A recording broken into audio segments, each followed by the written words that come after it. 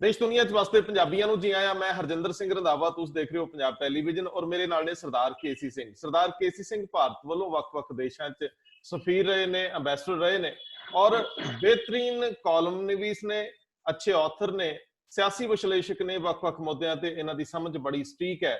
ਅਸੀਂ ਅੱਜ ਗੱਲ ਕਰਾਂਗੇ ਦਿੱਲੀ ਦੇ ਸਿਆਸੀ ਗਲਿਆਰਿਆਂ ਦੀ।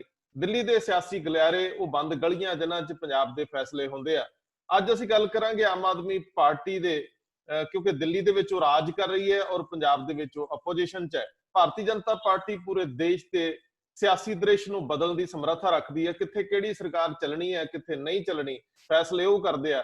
ਕਾਂਗਰਸ ਦੇ ਵੀ ਜਿਹੜੇ ਗਲਿਆਰੇ ਆ ਉਹਨਾਂ ਦੇ ਵਿੱਚ ਅੱਜ ਕੱਲ ਬੜੀ ਨਿਰਾਸ਼ਾ ਪਾਈ ਜਾਂਦੀ ਹੈ। ਸੋ ਦਿੱਲੀ ਦੇ ਉੱਤੇ ਇਹਨਾਂ ਦੀ ਬੜੀ ਪੈਣੀ ਨਜ਼ਰ ਰਹਿੰਦੀ ਆ। ਇਹ ਨੀਝ ਲਾ ਕੇ ਡੂੰਘਾ ਤੱਕ ਸਕਦੇ ਆ ਕਿ ਅੰਦਰ ਕਿਹੜੀ ਉਥਲ ਪੁਥਲ ਚੱਲਦੀ ਪਈ ਆ। ਆਮ ਆਦਮੀ ਪਾਰਟੀ ਦੇ ਵੀ ਰੰਗ ਢੰਗ ਬਦਲੇ ਨਜ਼ਰ ਆਉਂਦੇ ਆ। ਉਂਝ ਇਹ ਕਿਹਾ ਜਾਂਦਾ ਕਿ ਸਿਆਸਤ ਵਿੱਚ ਕਦੇ ਕੋਈ ਕਿਸੇ ਦਾ ਸਕਾ ਨਹੀਂ ਹੁੰਦਾ। ਇੱਥੇ ਪਿਓ ਨੂੰ ਪੁੱਤ ਕੁਰਸੀ ਲਈ ਥੱਲੇ ਲਾ ਮਾਰੇ ਜਾਂ ਕੈਦ ਕਰ ਲੇ, ਇਹ ਵੀ ਅਸੀਂ ਮੁਗਲ ਰਾਜ ਤੋਂ ਵੇਖਦੇ ਆਏ ਆ। ਸੋ ਸਰਦਾਰ ਕੇਸੀ ਸਿੰਘ ਜੀ ਨੂੰ ਦੀ ਆਖਦੇ ਆ। ਔਰ ਸਰਦਾਰ ਸਾਹਿਬ ਨਾਲ ਹੀ ਮੇਰਾ ਇਹ ਵੀ ਸਵਾਲ ਹੈ ਤੁਹਾਨੂੰ ਕਿ ਅਰਵਿੰਦ ਕੇਜਰੀਵਾਲ ਦਾ ਚਿਹਰਾ ਕੁਝ ਬਦਲਿਆ ਨਜ਼ਰ ਆਉਂਦਾ ਹੈ। ਭਾਜਪਾ ਨਾਲ ਅੱਜ ਕੱਲ ਉਹਨਾਂ ਦਾ 36 ਦਾ ਅੰਕੜਾ ਨਜ਼ਰ ਨਹੀਂ ਆਉਂਦਾ।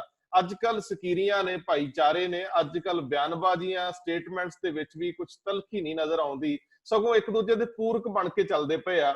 ਅਸੀਂ ਪੰਜਾਬ ਵੱਲ ਫੇਰ ਆਵਾਂਗੇ ਕਿ ਕਿਤੇ ਇਹ ਇੱਥੇ ਪੰਜਾਬ ਦੇ ਧਰਾਤਲ ਤੇ ਸਿਆਸੀ ਜ਼ਮੀਨ ਦੇ ਉੱਤੇ ਵੀ ਕਿਤੇ ਗਲਵਕੜੀ ਤਾਂ ਨਹੀਂ ਪਾ ਸਕਦੇ। ਲੇਕਿਨ ਫਿਲਹਾਲ ਤੁਸੀਂ ਕੇਜਰੀਵਾਲ ਦਾ ਜਿਹੜਾ ਦਿੱਲੀ ਦੇ ਵਿੱਚ ਨਜ਼ਰੀਆ ਹੈ, ਦਿੱਲੀ ਦੇ ਵਿੱਚ ਐਕਟ ਆ, ਉਹਨੂੰ ਸਾਫ਼ ਕਰਦੇ ਚੱਲਿਓ ਕਿ ਉੱਥੋਂ ਦੀ ਕਨਸੋ ਕਿਹੋ ਜੀ ਹੈ। देखो, दिल्ली की जी स्टेट की इलैक्शन सी वो फरवरी सी, पिछली फरवरी उस तो पहला शाहीन बाग की जी एजिटेशन जी जनानियां ने चलाई यूनिवर्सिटी पहला मार तोड़ हुई वो सिटीजनशिप एक्ट के उत्ते, और उसके बाद शाहीन बाग च एजिटेशन दसंबर तो ला के लगातार सर्दी के मौसम जनानियां रात को भी बाहर सौंदियां रही और वो एजिटेशन चलती रही। सारिਆਂ ਤੋਂ ਜਿਹੜੀ ਦਿਲਚਸਪ ਗੱਲ ਸੀ ਕਿ ਉਹਦੇ ਚ ਆਮ ਆਦਮੀ ਪਾਰਟੀ ਨੇ ਕੋਈ ਦਿਲਚਸਪੀ ਨਹੀਂ ਦਿਖਾਈ, ਨਾ ਕੋਈ ਟਿੱਪਣੀ ਕੀਤੀ, ਜਦ ਕਿ ਜਿਹੜੀ ਇੱਕ ਐਸੀ ਪਾਰਟੀ ਜਿਹੜੀ ਕਿ ਸਿਆਸਤ 'ਚ ਸਿਰਫ ਐਜੀਟੇਸ਼ਨ ਦੇ ਬੇਸਿਸ ਤੇ ਆਈ ਹੈ। ਹਾਲਾਂਕਿ ਉਹ ਜ਼ਰੂਰ ਹੈ ਕਿ ਉਸ ਵੇਲੇ ਉਹ ਕਰਪਸ਼ਨ ਦੇ ਅਗੇਂਸਟ ਜਿਹੜੀ ਐਜੀਟੇਸ਼ਨ ਚੱਲ ਰਹੀ ਸੀ ਉਸ ਚੋਂ ਉੱਠ ਕੇ ਆਈ ਹੈ, ਲੇਕਿਨ ਇੱਕ ਮੂਵਮੈਂਟ ਬੇਸਡ ਪਾਰਟੀ ਸੀ। ਸੋ ਮੂਵਮੈਂਟ ਬੇਸਡ ਪਾਰਟੀ ਦੀ ਸਰਕਾਰ ਹੋਵੇ ਦਿੱਲੀ 'ਚ ਔਰ ਉੱਥੇ ਇੱਕ ਐਜੀਟੇਸ਼ਨ ਚੱਲ ਰਹੀ ਹੋਵੇ ਸੈਂਟਰਲ ਗਵਰਨਮੈਂਟ ਦੇ ऐसे कानून के खिलाफ ਜਿਹੜਾ ਕਿ ਮਾਈਨੋਰਿਟੀਜ਼ ਦੇ ਸਮਝਦੀਆਂ ਕਿ ਉਹਨਾਂ ਦੇ ਖਿਲਾਫ ਹੈ, ਉਹਦੇ 'ਚ ਇਹਨਾਂ ਦੀ ਚੁੱਪੀ ਰਹੇ। ਉਹ ਉਸ ਵੇਲੇ ਤੋਂ ਲੋਕਾਂ ਨੇ ਸੋਚਣਾ ਸ਼ੁਰੂ ਕੀਤਾ। ਪਹਿਲਾਂ ਤਾਂ ਇਹ ਸੋਚਿਆ ਕਿ ਸ਼ਾਇਦ ਇਹ ਟੈਕਟੀਕਲ ਹੈ। ਇਹਨਾਂ ਨੇ ਇਹ ਸੋਚਿਆ, ਲੋਕਾਂ ਦਾ ਅੰਦਾਜ਼ਾ ਇਹ ਸੀ ਕਿ ਕੇਜਰੀਵਾਲ ਦਾ ਇਹ ਅੰਦਾਜ਼ਾ ਸੀ ਕਿ ਬੀਜੇਪੀ ਇਸ ਮੁੱਦੇ ਨੂੰ ਲੈ ਕੇ ਦਿੱਲੀ ਦੀ ਇਲੈਕਸ਼ਨ ਲੜਨਾ ਚਾਹੁੰਦੀ ਹੈ। ਉਸ ਮੁੱਦੇ ਤੇ ਨਾ ਜਾਈਏ ਜਿਹੜੇ ਮੁੱਦੇ ਤੇ ਦਿੱਲੀ ਬੀਜੇਪੀ ਆਪਣੀ ਇਲੈਕਸ਼ਨ ਲੜਨਾ ਚਾਹੁੰਦੀ ਹੈ। ਤੁਸੀਂ ਆਪਣੇ ਮੁੱਦਿਆਂ ਤੇ ਰਹੋ। ਇਹ ਗੱਲ ਠੀਕ ਹੈ। ਤੁਸੀਂ ਨੋਰਮਲੀ ਇੱਕ ਬੜੀ ਜੀ ਰਾਈਟ ਵਿੰਗ ਪਾਰਟੀਆਂ ਹੁੰਦੀਆਂ ਜਿਵੇਂ ਟਰੰਪ ਹੈ ਅਮਰੀਕਾ 'ਚ ਜਾਂ ਮੋਦੀ ਸਾਹਿਬ ਹੈ, ਉਹ ਆਪਣੇ ਮੁੱਦਿਆਂ ਤੇ ਲੜਾਉਣਾ ਚਾਹੁੰਦੇ ਤੁਹਾਨੂੰ ਇਲੈਕਸ਼ਨ, ਤੁਹਾਡੇ ਮੁੱਦਿਆਂ ਤੇ ਨਹੀਂ। ਤਾਂ ਉਹ ਗੱਲ ਨਿਕਲਦੀ ਰਹੀ। ਉਹਦੇ ਬਾਅਦ ਫਰਵਰੀ ਦੀ ਇਲੈਕਸ਼ਨ ਹੋ ਗਈ, ਇਲੈਕਸ਼ਨ ਇਹ ਜਿੱਤ ਗਏ। ਜਿੱਤਣ ਦੇ ਬਾਅਦ ਪ੍ਰੈਜ਼ੀਡੈਂਟ ਟਰੰਪ ਆਏ ਇੱਥੇ, ਫਰਵਰੀ ਦੇ ਅਖੀਰ 'ਚ ਪ੍ਰੈਜ਼ੀਡੈਂਟ ਟਰੰਪ ਆਏ, ਪਰ ਉਦੋਂ ਤੋਂ ਇਹਨਾਂ ਦੀ ਕੁਝ ਆਵਾਜ਼, ਕੁਝ ਇਹਨਾਂ ਦਾ ਰਵੱਈਆ इलेक्शन जितन के बाद बदलिया हुआ नजर आंदा रहा है और बदलता जा रहा है। उस चीज से हुण टिप्पणी वधी है क्योंकि कुछ दिन पहला राघव चड्ढा जिहड़े इन्हां दे MLA ने और इन्हां दे स्पोक्समैन ने राजस्थान ते टिप्पणी करदे कहा कि कांग्रेस वेंटिलेटर ते लग गई है ते कांग्रेस नूं रिप्लेस सिर्फ आम आदमी पार्टी कर सकती है, होर कोई नहीं कर सकती। लेकिन वो टिप्पणी करदे ये नहीं कहा कि उथों दी कांग्रेस नूं तोड़न दी कोशिश ਜਾਂ ਪੈਸੇ ਦੇਣ ਦਾ ਜਿਹੜਾ ਇਲਜ਼ਾਮ ਹੈ ਉਹ ਬੀਜੇਪੀ ਤੇ ਲੱਗ ਰਿਹਾ, ਉਹਦੀ ਕੋਈ ਟਿੱਪਣੀ ਨਹੀਂ ਕੀਤੀ। ਟਿੱਪਣੀ ਸਿਰਫ ਕਾਂਗਰਸ ਦੇ ਖਿਲਾਫ ਕੀਤੀ। ਇਸ ਕਰਕੇ ਇਹਨਾਂ ਨੂੰ ਹੁਣ ਇਹ ਲੱਗ ਰਿਹਾ ਹੈ ਕਿ ਬੀਜੇਪੀ ਨਾਲ ਨਾ ਲੜੀਏ। ਉਹ ਲੜ ਕੇ ਇਹਨਾਂ ਨੇ 5 ਸਾਲ ਦੇਖ ਲਿਆ। ਦਿੱਲੀ 'ਚ ਤੁਹਾਨੂੰ ਇਹ ਚੱਲਣ ਨਹੀਂ ਦੇਣਗੇ। ਦਿੱਲੀ 'ਚ ਜੇ ਤੁਸੀਂ ਦਿਖਾ ਸਕੋਗੇ ਤੁਹਾਡੀ ਸਰਕਾਰ ਠੀਕ ਚੱਲ ਰਹੀ ਹੈ, ਜਿਵੇਂ ਕਿ ਕੋਵਿਡ ਦੇ ਮਾਮਲੇ 'ਚ ਸ਼ੁਰੂ ਤੇ ਬੜੀ ਇਹਨਾਂ ਦੇ ਖਿਲਾਫ ਜਿਹੜੇ ਪੱਤਰਕਾਰ ਤੇ ਟੈਲੀਵਿਜ਼ਨ ਚੈਨਲ ਸਰਕਾਰ ਦੇ ਨਾਲ ਤਾਲੁਕ ਰੱਖਦੇ ਆ, ਉਹਨਾਂ ਨੇ ਦਬਾ ਕੇ ਇਹਨਾਂ ਦੇ ਖਿਲਾਫ ਬੋਲੇ ਕਿ ਇਹਨਾਂ ਦਾ ਕੋਈ ਕੰਟਰੋਲ ਨਹੀਂ ਹੈ, ਕੇਸ ਵੱਧ ਰਹੇ ਆ ਦਿੱਲੀ ਦੇ ਵਿੱਚ, ਬੈੱਡ ਨਹੀਂ ਹੈਗੇ, ਇੱਥੇ ਤਾਂ 5 ਲੱਖ ਕੇਸ ਹੋ ਜਾਣਗੇ। ਜਦ ਅਮਿਤ ਸ਼ਾਹ ਹੋਮ ਮਿਨਿਸਟਰ ਉਹਨਾਂ ਨੇ ਮੀਟਿੰਗ ਲਈ ਜਿਹਦੇ ਚੀਫ ਮਿਨਿਸਟਰ ਤੇ LG ਸੀਗੇ, ਉਹਦੇ ਬਾਅਦ ਰਵੱਈਆ ਬਦਲ ਗਿਆ। ਉਹਦੇ ਬਾਅਦ ਪ੍ਰੈਸ ਦਾ ਵੀ ਰਵੱਈਆ ਬਦਲ ਗਿਆ, ਮੀਡੀਆ ਦੇ ਵੀ ਬਦਲ ਗਿਆ। ਹਾਲਾਂਕਿ 2 ਦਿਨ ਪਹਿਲਾਂ ਇਹ ਹੋਇਆ ਕਿ ਇੱਕ ਐਸੇ ਟੈਲੀਵਿਜ਼ਨ ਚੈਨਲ ਜਿਹੜੀ ਇਹਨੂੰ ਸਾਰਿਆਂ ਤੋਂ ਜ਼ਿਆਦਾ ਖੜਕਾਉਂਦੀ ਸੀ, ਉਹਨਾਂ ਦੀ ਜਿਹੜੀ ਵੱਡੀ ਪੱਤਰਕਾਰ ਹੈ ਉਹਦੇ ਨਾਲ ਬੈਠ ਕੇ ਇਹਨਾਂ ਨੇ ਇੰਟਰਵਿਊ ਦਿੱਤੀ, ਔਰ ਬੜੇ ਉਹ ਮਿੱਠੇ ਮਿੱਠੇ, ਜਿਨ੍ਹਾਂ ਨੂੰ ਕ੍ਰਿਕਟ 'ਚ ਕਹਿੰਦੇ ਆ ਕਿ ਸਲੋ ਬਾਲ, ਹੌਲੀ ਬਾਲਾਂ ਸਿੱਟੀਆਂ ਉਹਨਾਂ ਨੇ ਤਾਂ ਕਿ ਇਹ ਛਿੱਕੇ ਮਾਰ ਸਕਣ ਅੱਗਿਓਂ ਕੇਜਰੀਵਾਲ। ਹਾਂ, ਕੇਜਰੀਵਾਲ ਨੂੰ। ਤਾਂ ਇਸ ਕਰਕੇ ਲੱਗਦਾ ਹੈ ਕਿ ਇਹ ਪੋਲੀਆਂ ਬਾਲਾਂ ਛਿੱਕੇ ਲਵਾਉਣ ਵਾਲੀਆਂ ਇੱਕ ਐਸੀ ਚੈਨਲ ਤੇ ਜਿਹੜੀ ਇਹਨਾਂ ਨੂੰ ਚੰਗੀ ਸੇਕਦੀ ਸੀ, ਉਹ ਕਿਸ ਲਈ ਕੀਤਾ ਗਿਆ। ਤਾਂ ਉਹ ਕੁਝ ਰਵੱਈਆ ਇਸ ਲਈ ਬਦਲਿਆ ਲੱਗਦਾ, ਉਹਦਾ ਅਸਰ ਹੁਣ ਪੰਜਾਬ ਤੇ ਕੀ ਪਏਗਾ ਇਹ ਆਪਾਂ ਅੱਗੇ ਦੇਖ। ਅੱਛਾ, ਜਿਹੜੀ ਪ੍ਰੋ ਗਵਰਨਮੈਂਟ ਮੀਡੀਆ ਹੈ, ਜਦੋਂ ਉਹ ਕਿਸੇ ਵਿਰੋਧੀ ਨੂੰ, ਵੱਡੇ ਵਿਰੋਧੀ ਨੂੰ ਸਲੋ ਪੇਸ ਤੇ ਲੈ ਲੇ, ਜਦੋਂ ਉਹ ਬਿਲਕੁਲ ਉਹਨਾਂ ਨੂੰ ਜਿਹੜਾ ਡਿਫੈਂਡ ਕਰਨਾ ਸ਼ੁਰੂ ਕਰਦੇ, ਇਹਦੇ ਅਰਥ ਇਹ ਹੁੰਦੇ ਆ ਕਿ ਸਰਕਾਰ ਵੱਲੋਂ ਹਦਾਇਤ ਆ ਕਿ ਇਹ ਹੁਣ ਸਾਡੇ ਦੁਸ਼ਮਣ ਨਹੀਂ ਰਹੇ, ਤੁਹਾਡਾ ਕਹਿਣ ਦਾ ਸਾਫ਼ ਮਤਲਬ। ਲੇਕਿਨ ਜਿਸ ਬੰਦੇ ਦੀ ਪਛਾਣ ਲੜਾਕੂ ਹੋਵੇ, ਖਾੜਕੂ ਹੋਵੇ, ਜਿਹੜਾ ਵੱਡਿਆਂ ਵੱਡਿਆਂ ਨਾਲ ਯੁੱਧ ਲੜ ਕੇ ਪਛਾਣ ਬਣਾ ਕੇ ਸਰਕਾਰ ਬਣਾਉਂਦਾ ਹੋਵੇ, ਅੰਦੋਲਨ ਚੋਂ ਨਿਕਲਦਾ ਹੈ ਲੋਕਪਾਲ ਬਿੱਲ ਨੂੰ ਲੈ ਕੇ, ਭ੍ਰਿਸ਼ਟਾਚਾਰ ਨੂੰ ਲੈ ਕੇ, ਔਰ ਅੰਨਾ ਹਜ਼ਾਰੇ ਪਾਸੇ ਰਹਿ ਜਾਂਦੇ, ਕੇਜਰੀਵਾਲ ਲਾਈਮਲਾਈਟ ਚ ਆਉਂਦਾ। ਕਾਂਗਰਸ ਦੀ ਸਰਕਾਰ ਵੀ ਇਹੋ ਹੀ ਲੈ ਲੈਂਦੇ ਆ, ਕੇਂਦਰ ਵਾਲੀ, ਬਹੁਤੇ ਹੁਣ ਵੀ ਜੋ ਹਾਲਾਤ ਬਣੇ। ਸੋ ਜਦੋਂ ਇਹ ਬੰਦਾ ਹੁਣ ਮੋਦੀ ਦੇ ਨਾਲ ਨਾਲ ਕਦਮ ਦਰ ਕਦਮ ਚੱਲਦਾ ਨਜ਼ਰ ਆਉਂਦਾ ਹੈ, ਉਹੀ ਪੈਂਤੜੇ, ਉਹੀ ਮੁੱਦਿਆਂ ਤੇ ਉਹੀ ਅਪਰੋਚ, ਇਹਨੂੰ ਫਿਰ ਅਗਲੇ ਸਮੇਂ ਦੇ ਵਿੱਚ ਇਹ ਦੋ ਸ਼ਰੀਕ ਨਾ ਮੰਨ ਕੇ ਚੱਲੀਏ। ਜਦੋਂ ਪਰਸਨੈਲਿਟੀ ਕਲਟ ਆਉਂਦਾ ਹੈ, ਜਿੱਥੇ ਇੱਕ ਪਾਸੇ ਮੋਦੀ ਆ, ਦੂਜੇ ਬੰਨੇ ਦੇਸ਼ ਦੇ ਵਿੱਚ ਦੂਜਾ ਵੱਡਾ ਚਿਹਰਾ ਕੋਈ ਨਹੀਂ ਸੀ, ਕਦੇ ਕੇਜਰੀਵਾਲ ਨੂੰ ਉਹਦਾ ਰਾਈਵਲ ਮੰਨਿਆ ਜਾਂਦਾ ਸੀ। ਇਹਨਾਂ ਨੂੰ ਹੁਣ ਕਿਵੇਂ ਚੱਲੀਏ ਮੰਨ ਕੇ ਕਿ ਜਿਹੜੀ ਹਿੰਦੂ ਲੌਬੀ ਆ, ਆਰਐਸਐਸ ਹੈ, ਉਹ ਕੇਜਰੀਵਾਲ ਨੂੰ ਵੀ ਦੂਜਾ ਪੁੱਤਰ ਮੰਨ ਕੇ ਚੱਲਦੀ ਹੈ, ਜੇਠਾ ਪੁੱਤਰ ਤੇ ਉਹਨਾਂ ਦਾ ਹੈ ਹੀ ਹੈ। ਸੋ ਇਹ ਦੋਵਾਂ ਦੀ ਆਪਸ ਵਿੱਚ ਕਿਵੇਂ ਬਣੂਗੀ, ਨਿਭੂਗੀ, ਇਹ ਬੜਾ ਵੱਡਾ ਸਵਾਲ। ਦੇਖੋ, ਕੇਜਰੀਵਾਲ ਨੇ, ਤੁਹਾਨੂੰ ਯਾਦ ਹੋਣਾ ਜਦ 2014 ਦੀ ਲੋਕ ਸਭਾ ਦੀ ਇਲੈਕਸ਼ਨ ਹੋਈ ਹੈ ਜੀ, ਜਾ ਕੇ ਇਹ ਚੀਫ ਮਿਨਿਸਟਰ ਦੇ ਪਦ ਨੂੰ ਛੱਡ ਕੇ ਵਾਰਾਣਸੀ ਚ ਮੋਦੀ ਸਾਹਿਬ ਦੇ ਅਗੇਂਸਟ ਖੜੇ ਹੋਏ ਸੀ। ਬਿਲਕੁਲ ਹੋਏ। ਉਦੋਂ ਇਹਨਾਂ ਨੂੰ ਲੱਗਦਾ ਸੀਗਾ ਕਿ ਮੈਂ ਮੋਦੀ ਨਾਲ ਲੜਾਂਗਾ ਤਾਂ ਮੇਰਾ ਆਲ ਇੰਡੀਆ ਇਮੇਜ ਬਣ ਕੇ ਮੈਂ ਇੱਕ ਆਪੋਜੀਸ਼ਨ ਲੀਡਰ ਦੇ ਤੌਰ ਤੇ ਆ ਜਾਵਾਂਗਾ, ਕਿਉਂਕਿ ਉਦੋਂ ਸਰਕਾਰ ਕਾਂਗਰਸ ਦੀ ਸੀ। ਜੀ ਜੀ। ਹੁਣ ਕਿਉਂਕਿ ਕਾਂਗਰਸ ਕਮਜ਼ੋਰ ਹੋ ਗਈ ਹੈ ਔਰ ਮੋਦੀ ਸਰਕਾਰ ਨਾਲ ਲੜ ਕੇ ਇਹਨਾਂ ਨੂੰ ਕੋਈ ਫਾਇਦਾ ਨਹੀਂ ਹੋਇਆ। ਤਾਂ ਇਹ 2-3 ਸਟੇਟਾਂ ਹੈ ਜਿੱਥੇ ਇਹਨਾਂ ਦੀ ਕੋਈ, ਹਰਿਆਣਾ ਚ ਕਿਉਂਕਿ ਕੇਜਰੀਵਾਲ ਜੀ ਉੱਥੋਂ ਆਉਂਦੇ ਆ, ਇਹਨਾਂ ਦੀ ਦਿਲਚਸਪੀ ਆ, ਹਾਲਾਂਕਿ ਇਹਨਾਂ ਦੇ ਕੋਈ ਬਹੁਤੀ ਵੋਟ ਨਹੀਂ ਪਈ। ਪੰਜਾਬ ਜਿੱਥੇ ਇਹਨਾਂ ਤੋਂ ਸਾਰਿਆਂ ਤੋਂ ਜ਼ਿਆਦਾ ਇਹਨਾਂ ਨੂੰ ਸਕਸੈਸ ਮਿਲੀ ਹੈ, ਔਰ ਦਿੱਲੀ ਜਿੱਥੇ ਇਹ ਰਾਜ ਹੁਣ ਦੂਜੀ ਵਾਰ ਦੁਬਾਰਾ ਚੁਣ ਕੇ ਆ ਗਏ ਨੇ। ਹੁਣ ਦਿੱਲੀ ਚ ਤਾਂ ਇਹਨਾਂ ਨੇ ਕਿਹਾ ਕਿ ਬਿਨਾਂ ਬੀਜੇਪੀ ਦੀ ਅਸੀਂ ਰਾਜ ਨਹੀਂ ਕਰ ਸਕਦੇ, ਤੁਹਾਨੂੰ ਚੱਲਣ ਨਹੀਂ ਦੇਣਗੇ, ਫੇਲ ਕਰਨਗੇ, ਲੜੀ ਜਾਣਗੇ, ਕੇਸ ਬਣਾਈ ਜਾਣਗੇ ਤੁਹਾਡੇ ਤੇ। ਹਾਲਾਂਕਿ ਜਦ ਇੱਕ ਐਮਐਲਏ ਇਹਨਾਂ ਦਾ ਕਪਿਲ ਮਿਸ਼ਰਾ, ਜਿਹੜਾ ਕਿ ਛੱਡ ਕੇ ਗਿਆ ਔਰ ਇਹਨਾਂ ਦਾ ਸਾਰਿਆਂ ਤੋਂ ਵੱਡਾ ਇਹਨਾਂ ਦੇ ਅਗੇਂਸਟ ਟਿੱਪਣੀ ਕਰਦਾ ਸੀ, ਉਹਦਾ ਨਾਮ, ਜਿਹੜੇ ਰਾਈਟਸ ਹੋਏ ਦਿੱਲੀ ਚ, ਹਿੰਦੂ ਮੁਸਲਿਮ ਰਾਈਟਸ ਟਰੰਪ ਦੇ ਇੱਥੇ ਹੁੰਦਿਆਂ ਹੋਏ ਸ਼ੁਰੂ ਹੋਏ ਹੈ, ਕਪਿਲ ਮਿਸ਼ਰਾ ਦਾ ਨਾਮ ਲੱਗਦਾ ਹੈ ਉਹਦੇ ਚ। ਉਹ ਇਹਨਾਂ ਦਾ ਹੀ ਪੁਰਾਣਾ ਸਾਥੀ ਹੈ। ਲੇਕਿਨ ਇਹ ਉਸ ਰਸਤੇ ਤੇ ਨਹੀਂ ਜਾ ਰਹੇ, ਇਹ ਹੁਣ ਜਾ ਰਹੇ ਨੇ ਦੂਸਰੇ ਰਸਤੇ ਕਿ ਕਾਂਗਰਸ ਕਮਜ਼ੋਰ ਹੋ ਗਈ ਹੈ, ਅਸੀਂ ਕਾਂਗਰਸ ਦੀ ਜਗ੍ਹਾ ਲਈਏ। ਕਿਉਂਕਿ ਉਹ ਦੋਨੋਂ ਚੀਜ਼ਾਂ ਚ ਬੀਜੇਪੀ ਤੇ ਆਮ ਆਦਮੀ ਪਾਰਟੀ ਇੱਕ ਰਹੇ ਨੇ ਕਿ ਕਾਂਗਰਸ ਮੁਕਤ ਭਾਰਤ ਹੋਣਾ ਚਾਹੀਦਾ। ਜਿੱਥੇ ਮੁਕਤ ਨਹੀਂ ਹੁੰਦਾ ਤਾਂ ਖਰੀਦ ਫਰੋਖ ਕੇ, ਤੋੜ ਫੋੜ ਕੇ ਅਸੀਂ ਮੁਕਤ ਕਰ ਲਈਏ, ਜਿਵੇਂ ਹੁਣ ਰਾਜਸਥਾਨ ਚ ਕੋਸ਼ਿਸ਼ ਕੀਤੀ ਹੈ, ਹਲੇ ਪੂਰੀ ਨਹੀਂ ਹੋਈ। ਜੇ ਰਾਜਸਥਾਨ ਸਫਲ ਹੋ ਜਾਂਦੇ ਹੈ, ਇਹ ਪਹਿਲਾਂ ਮੱਧ ਪ੍ਰਦੇਸ਼ ਹੋ ਗਏ, ਫਿਰ ਸਿਰਫ 2 ਹੀ ਇਹਨਾਂ ਕੋਲ ਸਟੇਟਾਂ, ਪੰਜਾਬ ਬਚਦੀ ਹੈ ਜਾਂ ਇਹਨਾਂ ਕੋਲ ਛੱਤੀਸਗੜ੍ਹ ਬਚਦਾ ਹੈ। ਹੋਰ ਤਾਂ ਇਹਨਾਂ ਕੋਲ ਕੋਈ ਵੱਡੀ ਸਟੇਟ ਕਾਂਗਰਸ ਕੋਲ ਹੈ ਨਹੀਂ, ਬਾਕੀ ਜਗ੍ਹਾ ਤਾਂ ਕੋਲੀਸ਼ਨ ਚ ਨੇ। ਤਾਂ ਇਸ ਕਰਕੇ ਪੰਜਾਬ ਦੀ ਕੀ ਇਹਦੇ ਤੇ ਅਸਰ ਹੋ ਸਕਦਾ ਹੈ, ਇਹ ਸੋਚਣ ਵਾਲੀ ਗੱਲ ਹੈ। ਅੱਛਾ, ਇੱਕ ਤੁਸੀਂ ਸਵਾਲ ਗੈਰ ਰਸਮੀ ਗੱਲਬਾਤ ਦੇ ਵਿੱਚ ਉਠਾਇਆ ਸੀਗਾ ਕਿ ਕੱਲ ਨੂੰ ਇਹ ਸ਼ੱਕ ਹੋ ਸਕਦਾ ਹੈ ਜਾਂ ਇਹ ਇੱਕ ਭਰਮ, ਜਿਹੜਾ ਭਰਮ ਨਾ ਰਹਿ ਕੇ ਸਚਾਈ ਚ ਬਦਲ ਸਕਦਾ ਹੈ ਕਿ ਕੇਜਰੀਵਾਲ ਔਰ ਜਿਹੜੀ ਭਾਰਤੀ ਜਨਤਾ ਪਾਰਟੀ ਹੈ, ਇਹ ਪੰਜਾਬ ਦੇ ਵਿੱਚ ਆਪਣੀ ਆਪਣੀ ਸਿਆਸੀ ਜ਼ਮੀਨ ਹੋਰ ਜ਼ਰਖੇਜ਼ ਕਰਨ ਲਈ ਇਕੱਠੇ ਵੀ ਹੋ ਸਕਦੇ ਆ। ਇਸ ਤਰ੍ਹਾਂ ਦੀ ਸੰਭਾਵਨਾ ਤੁਹਾਡੇ ਦਿਮਾਗ ਦੇ ਵਿੱਚ ਕਿਉਂ ਆਉਂਦੀ ਹੈ? ਤੁਹਾਨੂੰ ਲੱਗਦਾ ਹੈ ਕਿ ਇਹ 2 ਅਲੱਗ ਤਰੀਕੇ ਦੀਆਂ ਪਾਰਟੀਆਂ ਇਕੱਠੀਆਂ ਹੋ ਸਕਦੀਆਂ?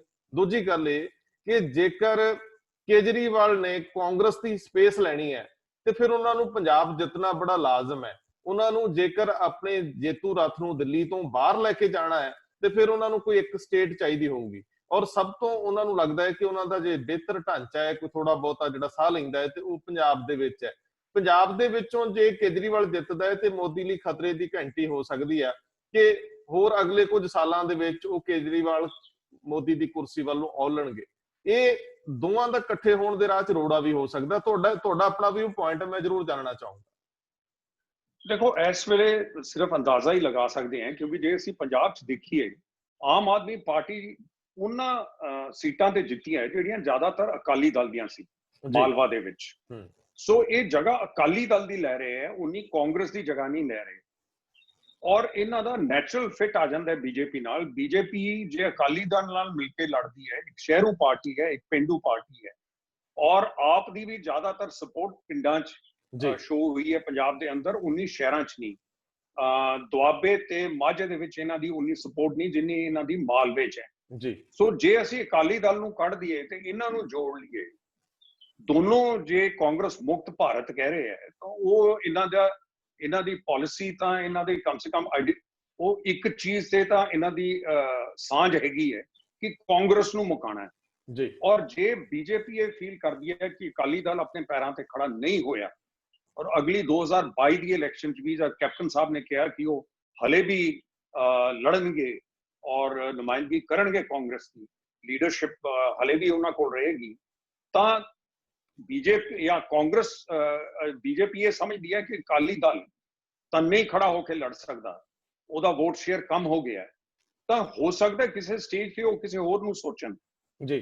ਔਰ ਜੇ ਕਿਸੇ ਹੋਰ ਨੂੰ ਸੋਚਦੇ ਹੈ ਔਰ ਆਮ ਆਦਮੀ ਪਾਰਟੀ ਉਹਨਾਂ ਨਾਲ ਅੰਦਰੂਨੀ ਸਮਝੌਤਾ ਕਰ ਲੈਂਦਾ ਹੈ ਕਿ ਜੇ ਅਸੀਂ ਇੱਥੇ ਤਾਂ ਹੀ ਜਾਵਾਂਗੇ, ਔਰ ਬੀਜੇਪੀ ਨੂੰ ਵੀ ਫਾਇਦਾ ਹੁੰਦਾ, ਉਹ ਸੀਟਾਂ ਜ਼ਿਆਦਾ ਮੰਗਣਗੇ ਜੀ। ਅਕਾਲੀ ਦਲ ਉਨੀਆਂ ਸੀਟਾਂ ਨਹੀਂ ਦਿੰਦੀਆਂ ਜਿੰਨੀਆਂ ਸੀਟਾਂ ਇਹਨਾਂ ਤੋਂ ਮੰਗਣਗੇ।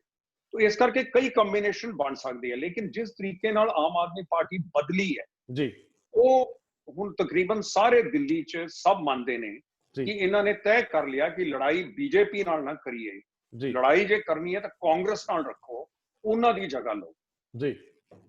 अच्छा, मैं एक जिहड़ा अहम सवाल ये समझदा है कि जिस बंदे दी पछाण कोई खास सुभाव होवे, जे अपना सुभाव छड्ड दे ਤੇ ਉਹਦੀ ਕਾਮਯਾਬੀ ਦੀ ਪ੍ਰਤੀਸ਼ਤਤਾ ਕਿੰਨੀ ਘਟ ਜਾਂਦੀ ਹੈ, ਇਹ ਵੀ ਬੜਾ ਵੱਡਾ ਸਵਾਲ ਹੈ।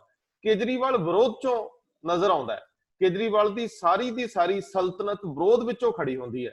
ਜੇਕਰ ਕੇਜਰੀਵਾਲ ਆਪਣਾ ਡੰਗ ਛੱਡ ਦੇਊਗਾ, ਜਿਸ ਡੰਗ ਨਾਲ ਉਹ ਕਦੇ ਅੰਬਾਨੀਆਂ ਦੇ ਦੁਆਲੇ ਹੁੰਦਾ, ਕਦੇ ਵਾਡਰਾ ਦੇ ਖਿਲਾਫ ਜਾਂਦਾ ਹੈ, ਕਦੇ ਮੋਦੀ ਦੇ ਉੱਤੇ ਹਮਲਾ ਕਰਦਾ ਹੈ, ਉਹ ਕੇਜਰੀਵਾਲ ਨਹੀਂ ਰਹੂਗਾ। ਤੇ ਫਿਰ ਉਹਦੀ ਕਾਮਯਾਬੀ ਕਿੰਨੇ ਕੁ ਪ੍ਰਤੀਸ਼ਤ ਆਂਕਦੇ ਹੋ ਤੁਸੀਂ? देखो, दिल्ली च जिहड़ा दूजी बारी जित के आया है, इन्होंने मोदी ते हमला नहीं किया जी। सो इन्होंने ये रियलाइज किया कि तुसीं बीजेपी नाल लड़ सकते हो, लेकिन हाले भी मोदी जी दी लोगां दे विच जिहड़ी पोजीशन बनी हुई है, ਉਹਦੀ मुखालफत करन नाल तुहानूं फायदा नहीं हुंदा। सिर्फ राहुल गांधी कर रहे हैं, लेकिन राहुल गांधी नूं भी कोई हाले सियासी तौर ते फायदा नहीं होया। तो केजरीवाल ने ये समझिया कि ये मुखालफत हाले ना करिए, हाले तुसीं इन्हां नूं डायरैक्टली जे अपोज करदे हो, ਉਹਦੇ ਚੋਂ मुखालफत करन नाल तुहानूं सियासी फायदा नहीं हुंदा। ये गल थोड़ी बिल्कुल ठीक है, पर ये तब्दीली तो उदों आ गई सी जद पंजाब जाके इलैक्शनां दे विच कहा कि मैं अकाली दल दे वड्डे नेतावां नूं जेल भेजांगा जी। उन्होंने जब मानहानि दे केस करते फिर जाके माफिया मंग लियां।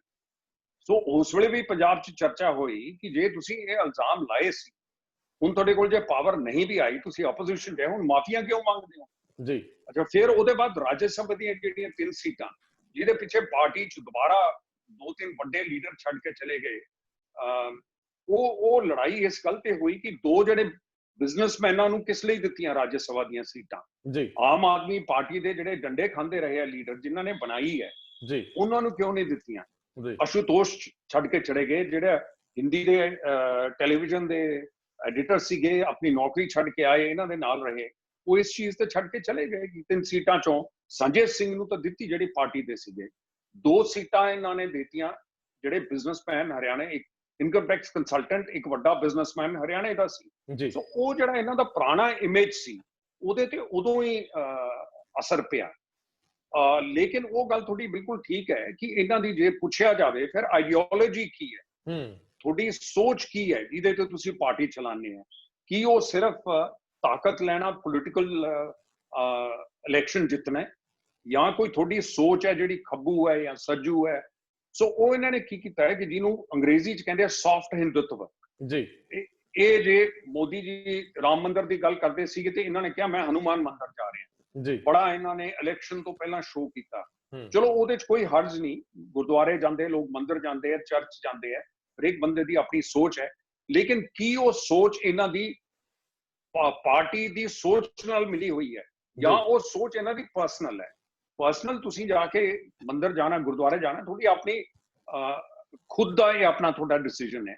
ਲੇਕਿਨ ਇਹ ਤੁਹਾਡੀ ਪਾਰਟੀ ਦੀ ਤੁਸੀਂ ਇਮੇਜ ਲਈ ਕੀਤਾ ਹੈ, ਇਹ ਦਿਖਾਉਣ ਲਈ ਕੀਤਾ ਹੈ।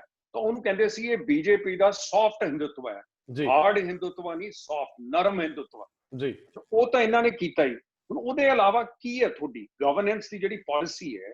ਦਿੱਲੀ ਤਾਂ ਸਿਟੀ ਸਟੇਟ ਹੈ ਜੀ, ਇਹ ਕੋਈ ਸਟੇਟ ਨਹੀਂ ਹੈ, ਔਰ ਉਹ ਪੂਰੀ ਸਟੇਟ ਵੀ ਹੈ ਨਹੀਂ, ਮਿਊਨਿਸਪਲ ਕਾਰਪੋਰੇਸ਼ਨ ਵਰਗਾ ਇਲਾਕਾ ਹੈ। ਹਾਂ, ਜੇ ਤੁਸੀਂ ਪੰਜਾਬ 'ਚ ਜਾ ਕੇ ਪੰਜਾਬ ਦੇ ਮੁੱਦਿਆਂ ਤੇ ਗੱਲ ਕਰੋਗੇ, ਉੱਥੋਂ ਦੇ ਐਗਰੀਕਲਚਰ ਦੇ ਕੀ ਮੁੱਦੇ ਨੇ, ਉੱਥੋਂ ਪੁਲਿਸ ਦਾ ਕੰਟਰੋਲ ਦਾ, ਪੁਲਿਸ ਤਾਂ ਹੈ ਹੀ ਨਹੀਂ ਇਹਨਾਂ ਦੇ ਥੱਲੇ। ਦਿੱਲੀ 'ਚ ਇਹਨਾਂ ਦਾ ਕੰਟਰੋਲ ਹੀ ਹੈ ਨਹੀਂ ਪੁਲਿਸ ਤੇ।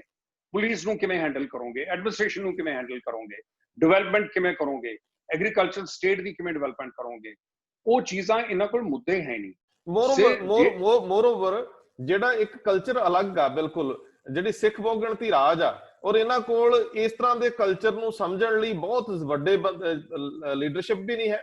ਔਰ ਇੱਕ ਹੋਰ ਸਰਦਾਰ ਸਾਹਿਬ, ਇੱਕ ਅਹਿਮ ਮਸਲਾ ਰਿਹਾ ਪਿਛਲੇ ਸਮੇਂ 'ਚ ਕਿ ਕੇਜਰੀਵਾਲ ਨਾਲ ਕੋਈ ਵੱਡੇ ਕੱਦ ਦਾ ਆਗੂ ਕਦਮ ਮਿਲਾ ਕੇ ਚੱਲ ਨਹੀਂ ਸਕਿਆ। ਥੋੜੀ ਦੇਰ ਬਾਅਦ ਜਾਂ ਤਾਂ ਅਲੱਗ ਹੋ ਗਿਆ ਜਾਂ ਅਲੱਗ ਕਰਤਾ ਗਿਆ।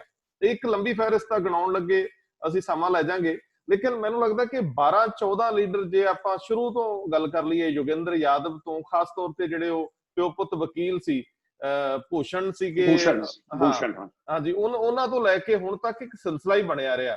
ਆਖਰ ਇਹ ਲੀਡਰਸ਼ਿਪ ਦੀ ਕੋਈ ਕਮਜ਼ੋਰੀ ਹੁੰਦੀ ਹੈ ਤੁਹਾਡੀ? ਕੋਈ ਲੀਡਰਸ਼ਿਪ ਕੁਆਲਿਟੀ ਜਿਹੜੀ ਹੈ ਉਹਦੇ ਵਿੱਚ ਕੁਝ ਨੈਗੇਟਿਵਿਟੀ ਜਾਂ ਕੁਝ ਸੁਭਾਅ 'ਚ ਕਮੀ ਹੁੰਦੀ ਹੈ ਕਿ ਤੁਸੀਂ ਕਿਸੇ ਨੂੰ ਨਾਲ ਹੀ ਲੈ ਕੇ ਨਾ ਚੱਲ ਸਕੋ? ਨਵਜੋਤ ਸਿੰਘ ਸਿੱਧੂ ਜਦੋਂ ਆਉਂਦਾ ਰਹਿ ਗਿਆ ਸੀਗਾ, ਉਦੋਂ ਵੀ ਇਹੀ ਗੱਲ ਹੋਈ ਸੀ ਕਿ ਈਗੋ ਕਲੈਸ਼ ਹੁੰਦਾ ਹੈ, ਜਾਂ ਕਿਧਰੇ ਕੇਜਰੀਵਾਲ ਦੇ ਬ੍ਰੇਨ 'ਚ ਇਹ ਸੀਗਾ ਕਿ ਮੇਰੇ ਨਾਲੋਂ ਵੱਡਾ ਕੱਦ ਜੇ ਸਿੱਧੂ ਦਾ ਹੋ ਜਾਂਦਾ ਹੈ ਤੇ ਆਮ ਆਦਮੀ ਪਾਰਟੀ ਤੇ ਮੇਰੀ ਪਕੜ ਕਮਜ਼ੋਰ ਹੋਊਗੀ। ਸੋ ਇਹ ਸਿਲਸਿਲਾ ਜਿਹਾ ਹੀ ਬਣਿਆ ਰਿਹਾ। ਤੁਹਾਨੂੰ ਇਹਦੇ ਤੇ ਵੀ ਲੱਗਦਾ ਹੈ ਕਦੇ ਤੁਹਾਡਾ ਨੇੜਿਓਂ ਵਾਹ ਪਿਆ ਹੋਵੇ? ਤਾਂ ਦੇਖੋ, ਵਾਹ ਪੈਣ ਦਾ ਮੇਰਾ ਵੀ ਇਹੀ ਅੰਦਾਜ਼ਾ ਹੈ ਕਿ ਇਹ ਨਹੀਂ ਚਾਹੁੰਦੇ ਕਿ ਇਹਨਾਂ ਦੇ ਨਾਲ ਜਿਹੜੇ ਲੀਡਰ ਆਉਣ, ਉਹ ਇਕੱਲੀ ਇਹਨਾਂ ਦੀ ਕਮਜ਼ੋਰੀ ਨਹੀਂ, ਤਕਰੀਬਨ ਸਾਰੀਆਂ ਪਾਰਟੀਆਂ 'ਚੋਂ ਕਮਜ਼ੋਰੀ ਹੈ।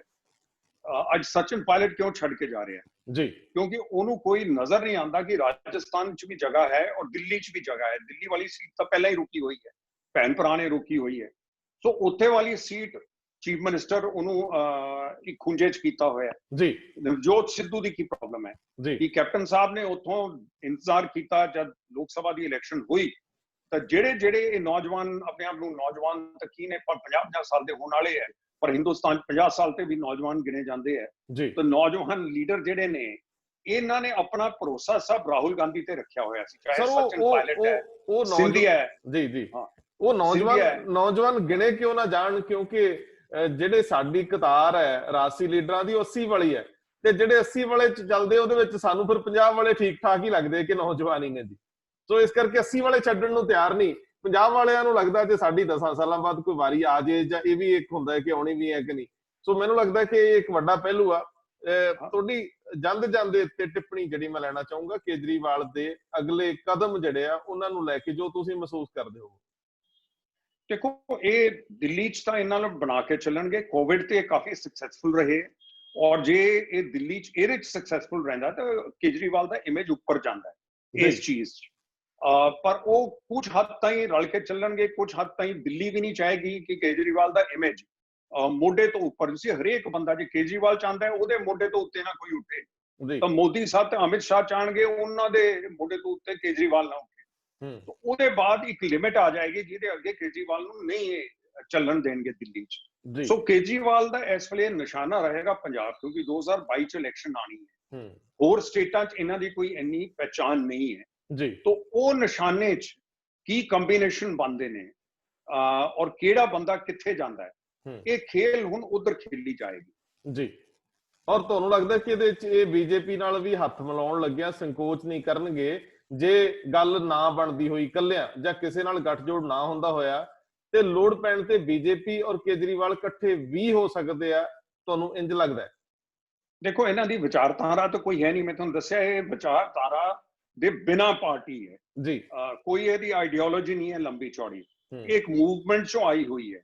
ਸੋ ਉਸ ਚੀਜ਼ ਕਹਿਣਗੇ ਜੀ ਅਸੀਂ ਕਰਪਸ਼ਨ ਨੂੰ ਲੜਾਂਗੇ, ਅਸੀਂ ਕਰਪਸ਼ਨ ਖਤਮ ਕਰਨੀ ਹੈ ਪੰਜਾਬ ਦੀ, ਅਸੀਂ ਆਹ ਖਤਮ ਕਰਨਾ ਹੈ ਜੀ, ਉਸ ਚੀਜ਼ ਤੇ ਬੀਜੇਪੀ ਵੀ ਉਹੀ ਗੱਲ ਕਹੇਗੀ। ਤਾਂ ਉਹ ਇਹਨਾਂ ਦਾ ਕਿਸੇ ਨਾਲ ਵੀ ਸੁਲ੍ਹਾ ਹੋ ਸਕਦੀ ਹੈ। ਇਹਨਾਂ ਦੀ ਜੇ ਕਲੈਸ਼ ਹੋਏਗੀ ਤਾਂ ਇੰਟਰਪਰਸਨੈਲਿਟੀ ਕਲੈਸ਼ ਹੋਣਗੀਆਂ ਜੀ, ਇਹਨਾਂ ਦੇ। ਜੇ ਕੇਜਰੀਵਾਲ ਦੀ ਕਲੈਸ਼ ਕਿਸੇ ਨਾਲ ਹੋਏਗੀ, ਆਈਡੀਓਲੋਜੀ ਤੇ ਨਹੀਂ ਹੋਏਗੀ, ਜੀ, ਕਿਉਂਕਿ ਆਈਡੀਓਲੋਜੀ ਹੈ ਕਿਹੜੀ। ਇਹਨਾਂ ਦੀ ਕਲੈਸ਼ ਸਿਰਫ ਇਸ ਗੱਲ ਤੇ ਹੋਏਗੀ, ਜਾਂ ਤੁਹਾਡੇ ਪੋਲੀਟੀਕਲ ਜਿਹੜੇ ਸਿਆਸੀ ਮੁੱਦੇ ਹੈ, ਤੁਹਾਡੇ ਸਿਆਸੀ ਇੰਟਰਸਟ ਹੈ, ਮੁੱਦੇ ਦੀ ਸਿਆਸੀ ਇੰਟਰਸਟ ਉਹਨਾਂ 'ਚ ਕਲੈਸ਼ ਆਉਂਦਾ ਹੈ, ਜਾਂ ਤੁਹਾਡੇ ਪਰਸਨੈਲਿਟੀ ਦਾ ਇੱਕ ਦੂਜੇ ਨਾਲ ਕਲੈਸ਼ ਹੈ, ਕੈਮਿਸਟਰੀ ਨਹੀਂ ਹੈ, ਉੱਤੇ ਨਹੀਂ ਚੱਲ ਪਾਣਗੇ। ਠੀਕ ਹੈ, ਬਹੁਤ ਮਿਹਰਬਾਨੀ ਸਰਦਾਰ ਸਾਹਿਬ, ਤੁਸੀਂ ਸਾਡੇ ਨਾਲ ਜਰਾ ਬਣੇ ਰਹੋ। ਬਹੁਤ ਧੰਨਵਾਦ।